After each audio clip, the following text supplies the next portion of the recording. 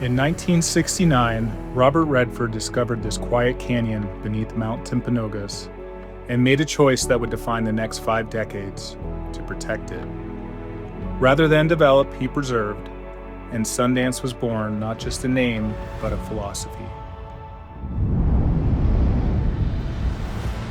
He built with care, a small ski resort that respected the mountain, art studios nestled into the trees, a community shaped by creativity, conservation, and restraint. It became a haven for filmmakers, writers, and those drawn to places of quiet integrity. Robert and Sibylle Redford deepened that commitment, which is perfectly embodied in this home of theirs.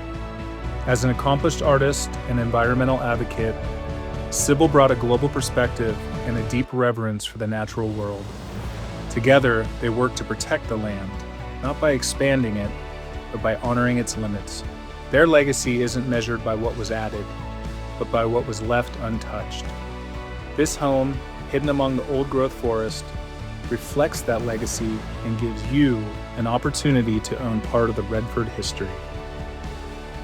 A life shaped by principle and a place that remains deliberately with nature.